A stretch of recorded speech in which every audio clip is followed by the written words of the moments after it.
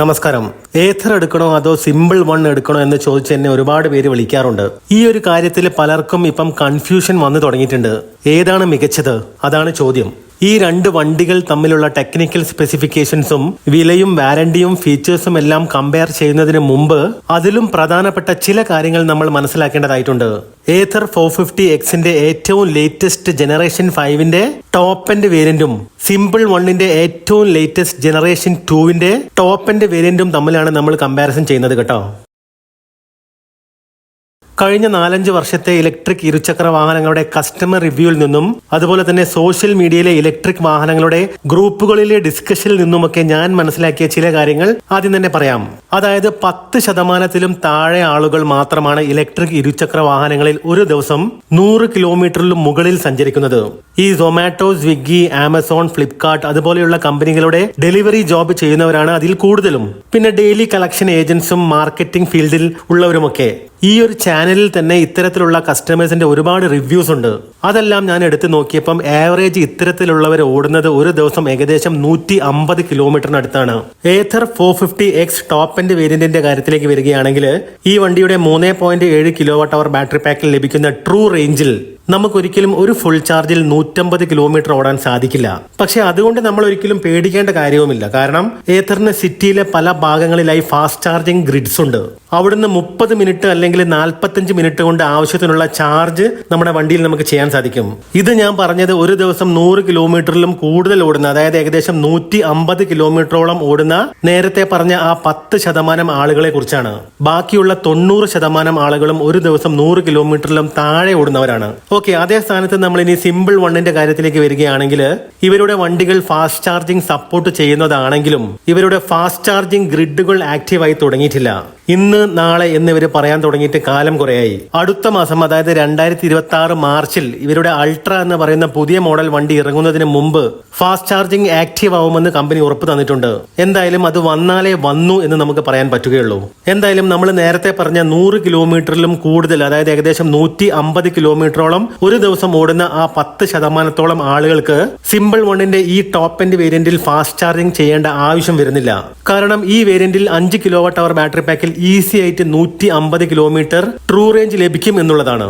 പിന്നെ ഏറ്റവും പ്രധാനപ്പെട്ട ഒരു കാര്യമാണ് ഏത് കമ്പനിയാണെങ്കിലും അവർ നൽകുന്ന ആഫ്റ്റർ സെയിൽ സർവീസ്. എത്ര നല്ല വണ്ടിയാണെങ്കിലും കസ്റ്റമേഴ്സിന് കൃത്യമായ സർവീസ് നൽകിയിട്ടില്ലെങ്കിൽ അവർക്ക് പിന്നെ ഇവിടെ നിലനിൽപ്പില്ല എന്നതിന്റെ ഏറ്റവും വലിയ ഉദാഹരണം നമ്മുടെ മുന്നിൽ തന്നെയുണ്ട്, അല്ലേ? ഏഥറിന്റെ ആഫ്റ്റർ സെയിൽ സർവീസിന്റെ കാര്യത്തിലേക്ക് വരികയാണെങ്കിൽ ചില ഒറ്റപ്പെട്ട മോശം സംഭവങ്ങൾ പലതവണ ഉണ്ടായിട്ടുണ്ടെങ്കിലും പൊതുവെ ഏഥറിന്റെ കസ്റ്റമേഴ്സ് അവർക്ക് ലഭിക്കുന്ന സർവീസിന്റെ കാര്യത്തിൽ ഹാപ്പിയാണെന്നാണ് ഞാൻ മനസ്സിലാക്കിയിട്ടുള്ളത്. നിലവിലെ ഏഥറിന്റെ വിൽപ്പന കൂടിയ സാഹചര്യത്തിൽ പീരിയോഡിക് സർവീസിന് ബുക്കിംഗ് ഡിലേ ഉണ്ടെങ്കിലും മറ്റ് കംപ്ലൈന്റുകൾ പരിഹരിച്ച് കിട്ടാൻ വലിയ ഡിലേ ഒന്നുമില്ലെന്നാണ് ഏഥറിന്റെ കസ്റ്റമേഴ്സിൽ നിന്നും അറിയാൻ സാധിച്ചിട്ടുള്ളത്. ഇനി സിമ്പിൾ വണ്ണിന്റെ സർവീസ് എങ്ങനെയുണ്ടെന്ന് കൃത്യമായി വിലയിരുത്തണമെങ്കിൽ ആദ്യം അവർക്ക് നല്ല രീതിയിലുള്ള വിൽപ്പന നടത്താൻ സാധിക്കണം. സർവീസ് സെന്ററുകളിൽ നല്ല തിരക്ക് വരുന്ന സമയത്തും പറഞ്ഞ സമയത്ത് തന്നെ വണ്ടി സർവീസ് ചെയ്ത് തിരിച്ച് കസ്റ്റമേഴ്സിന് കൊടുക്കാൻ സാധിക്കുന്നിടത്താണ് അവരുടെ വിജയം. നിലവിലെ സാഹചര്യത്തിൽ അവർക്ക് കൃത്യമായി സർവീസ് നൽകാൻ സാധിക്കുന്നുണ്ടെങ്കിലും ഭാവിയിൽ തിരക്ക് കൂടുന്ന സമയത്ത് സിമ്പിൾ വൺ ഇതിനെ എങ്ങനെ കൈകാര്യം ചെയ്യുമെന്നുള്ളത് നമുക്ക് നോക്കാം. എന്തായാലും ഭാവിയിൽ ഏഥറിനെ പോലെ തന്നെ സിമ്പിളിനും മികച്ച സെയിൽസും കൃത്യമായ സർവീസും നൽകാൻ സാധിക്കട്ടെ എന്ന് നമുക്ക് ആശംസിക്കാം. ഓക്കെ, ഇനി നമുക്ക് ഈ രണ്ട് വണ്ടികൾ തമ്മിൽ വിലയിലും വാറണ്ടിയിലും ടെക്നിക്കൽ സ്പെക്സിലും ഫീച്ചേഴ്സിലും ഒക്കെയുള്ള വ്യത്യാസം എന്തൊക്കെയാണെന്ന് ഓരോന്നോരോന്നായി നോക്കാം. ബാറ്ററി പാക്കിൽ നിന്നും തന്നെ ആദ്യം നമുക്ക് തുടങ്ങാം. NMC കെമിസ്ട്രിയിൽ വരുന്ന ഫുഡ് ബോർഡിൽ ഫിക്സ് ചെയ്തിരിക്കുന്ന ലിഥിയം അയൺ ബാറ്ററി പാക്കുകളാണ് രണ്ട് വണ്ടികളിലും ഉപയോഗിച്ചിരിക്കുന്നത്. ഏഥർ 450Xൽ ഇത് 3.7 kWh ആണെങ്കിൽ സിമ്പിൾ വണ്ണിൽ ഇത് 5 kWhന്റെ ബാറ്ററി പാക്കാണ്. അതുകൊണ്ട് തന്നെ റേഞ്ചിലും കാര്യമായ മാറ്റമുണ്ട്. ബാറ്ററി ഒരു തവണ ഫുൾ ചാർജ് ചെയ്താൽ ഏഥർ 450Xൽ കമ്പനി വാഗ്ദാനം ചെയ്യുന്ന IDC റേഞ്ച് 161 കിലോമീറ്ററും ട്രൂ റേഞ്ച് 126 കിലോമീറ്ററുമാണ്. അതേ സ്ഥാനത്ത് സിമ്പിൾ വണ്ണിൽ കമ്പനി വാഗ്ദാനം ചെയ്യുന്ന IDC റേഞ്ച് 265 കിലോമീറ്ററും ട്രൂ റേഞ്ച് 180 കിലോമീറ്ററുമാണ്. ഇനി ബാറ്ററി ചാർജിംഗ് ടൈമിന്റെ കാര്യത്തിലേക്ക് വരികയാണെങ്കിൽ ഏഥർ 450Xൽ 0 മുതൽ 80% ചാർജ് ചെയ്യാൻ ഏകദേശം 4.5 മണിക്കൂറും 0 മുതൽ 100% ചാർജ് ചെയ്യാൻ ഏകദേശം 5.25 മണിക്കൂറുമാണ് വേണ്ടത്. അതേ സ്ഥാനത്ത് സിമ്പിൾ വണ്ണിൽ 0 മുതൽ 80% ചാർജ് ചെയ്യാൻ ഏകദേശം 5 മണിക്കൂർ 20 മിനിറ്റും 0 മുതൽ 100% ചാർജ് ചെയ്യാൻ ഏകദേശം 7 മണിക്കൂറുമാണ് വേണ്ടത്. തീർച്ചയായിട്ടും ബാറ്ററി പാക്കിന്റെ കപ്പാസിറ്റിക്ക് അനുസരിച്ച് ചാർജിംഗ് ടൈമിൽ മാറ്റം ഉണ്ടാവും, നമുക്കറിയാവുന്ന കാര്യമാണത്. അതേപോലെ ചാർജ് ചെയ്യാനായിട്ട് ഏഥർ ഉപയോഗിച്ചിരിക്കുന്നത് 700 വാട്ട്സിന്റെ ചാർജർ ആണെങ്കിൽ സിമ്പിൾ വൺ ഉപയോഗിച്ചിരിക്കുന്നത് 750 വാട്ട്സിന്റെ ചാർജറാണ്. ഇനിയിപ്പോൾ ഫാസ്റ്റ് ചാർജിങ്ങിന്റെ കാര്യത്തിലേക്ക് വരികയാണെങ്കിൽ ഏഥറിന്റെ ഗ്രിഡിൽ 10 മിനിറ്റ് ചാർജ് ചെയ്താൽ ഏകദേശം നമുക്ക് 25 കിലോമീറ്റർ സഞ്ചരിക്കാൻ സാധിക്കും. നമുക്കറിയാം ഏഥറിന്റെ ഫാസ്റ്റ് ചാർജിങ് ഗ്രിഡ്സ് എല്ലാം ഇപ്പൊ ആക്റ്റീവ് ആണ്. പക്ഷേ സിമ്പിൾ വണ്ണിന്റെ ഫാസ്റ്റ് ചാർജിങ് ഗ്രിഡ്സ് ഒന്നും ആക്റ്റീവ് ആയിട്ടില്ല. ബോൾട്ട് എർത്ത് എന്ന കമ്പനിയുമായി സഹകരിച്ച് 2026 മാർച്ചിൽ സിമ്പിൾ വണ്ണിന്റെ ഫാസ്റ്റ് ചാർജിങ് ഗ്രിഡുകൾ ആക്റ്റീവായി തുടങ്ങുമെന്നാണ് കമ്പനി ഉറപ്പ് തന്നിരിക്കുന്നത്. അതുവഴി നമുക്ക് 2.5 മുതൽ 3 മണിക്കൂർ കൊണ്ട് ബാറ്ററി ഫുൾ ചാർജ് ചെയ്യാൻ സാധിക്കുമെന്നാണ് ഇവർ പറഞ്ഞിരിക്കുന്നത്. ഇനി നമ്മൾ മോട്ടോർ പവറിന്റെയും പെർഫോമൻസിന്റെയും ഒക്കെ കാര്യത്തിലേക്ക് വരികയാണെങ്കിൽ 6.4 കിലോ വാട്ട് പീക്ക് പവർ നൽകാൻ സാധിക്കുന്ന PMS ബെൽ ഡ്രൈവ് മോട്ടോറാണ് ഏഥർ 450X ഉപയോഗിച്ചിരിക്കുന്നത്. സിമ്പിൾ വണ്ണിലും ഇതേ ബെൽ ഡ്രൈവ് മോട്ടോർ തന്നെയാണ് ഉപയോഗിച്ചിരിക്കുന്നത്. പക്ഷേ പീക്ക് പവർ കൂടുതലാണ്. 8.8 കിലോ വാട്ട് ആണ് പീക്ക് പവർ. അതേപോലെ ടോർക്കിലും നല്ല വ്യത്യാസമുണ്ട്. 26 ന്യൂട്ടൺ മീറ്റർ ആണ് ഏഥർ 450Xന്റെ ടോർക്ക് എങ്കിൽ സിമ്പിൾ വണ്ണിന് അത് 72 ന്യൂട്ടൺ മീറ്റർ ആണ്. 90 കിലോമീറ്റർ പെർ അവർ ആണ് ഏഥറിന്റെ ടോപ്പ് സ്പീഡ്. അതേ സ്ഥാനത്ത് സിമ്പിൾ വണ്ണിന്റെ top speed 115 kilometre per hour ആണ്. ആക്സിലറേഷന്റെ കാര്യത്തിലേക്ക് വരികയാണെങ്കിൽ 0 മുതൽ 40 കിലോമീറ്റർ പെർ അവർ സ്പീഡ് മറികടക്കാൻ ഏഥറിന് വേണ്ടത് 3.3 സെക്കൻഡ്സ് ആണ്. അതേ സ്ഥാനത്ത് അത്രയും സ്പീഡ് മറികടക്കാൻ സിമ്പിൾ വണ്ണിന് വേണ്ടത് 2.55 സെക്കൻഡ്സ് മാത്രമാണ്. റൈഡിംഗ് മോഡ്സുകളുടെ കാര്യത്തിലേക്ക് വരികയാണെങ്കിൽ സ്മാർട്ട് എക്കോ, റൈഡ്, സ്പോർട്ട്, വാപ്പ് എന്നീ 5 മോഡുകളും റിവേഴ്സ് മോഡുമാണ് ഏഥറിന് കൊടുത്തിരിക്കുന്നത്. അതേ സ്ഥാനത്ത് സിമ്പിൾ വണ്ണിൽ Echo, Ride, Air, Sonic X എന്നീ 6 റൈഡിംഗ് മോഡുകളും റിവേഴ്സ് മോഡുമാണ് കൊടുത്തിരിക്കുന്നത്.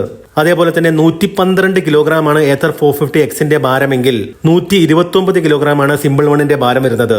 22 ലിറ്ററിന്റെ അണ്ടർ സീറ്റ് സ്റ്റോറേജ് ആണ് ഏഥറിൽ ലഭ്യമായതെങ്കിൽ സിമ്പിൾ വണ്ണിൽ അത് 35 ലിറ്റർ ആണ്.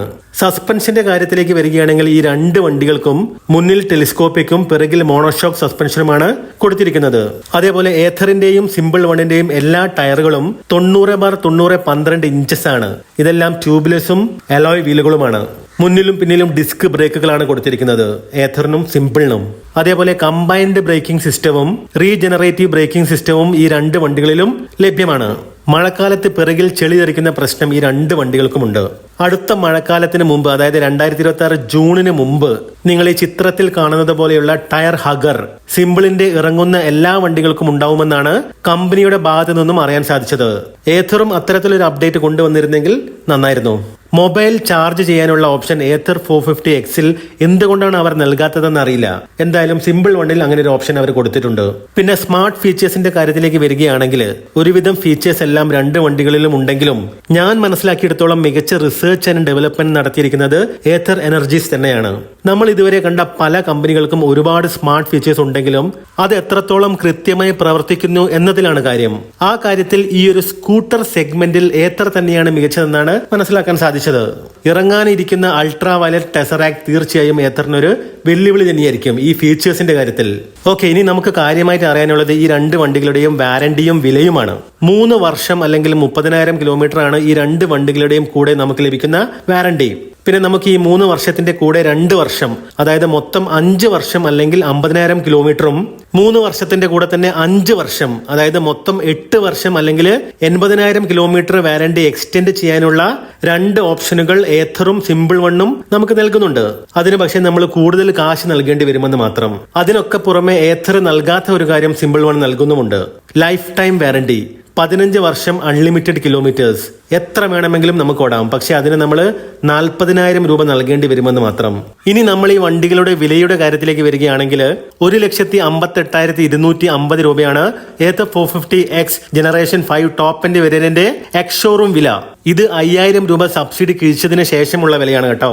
ഇതിന്റെ കൂടെ എല്ലാ ഫീച്ചേഴ്സും എക്സ്റ്റൻഡഡ് വെഹിക്കിൾ വാറന്റിയും എല്ലാം ലഭ്യമാവണമെങ്കിൽ ഏഥർ സ്റ്റാക്ക് പ്രോ നമ്മൾ എടുക്കണം. അതിന് 22,000 രൂപയാണ് അവർ ചാർജ് ചെയ്യുന്നത്. കൂടാതെ ഇൻഷുറൻസ്, ടാക്സ്, രജിസ്ട്രേഷൻ എല്ലാം കൂടി ഏകദേശം ഒരു 18,000 രൂപയ്ക്കടുത്ത് വേറെയും കാണണം.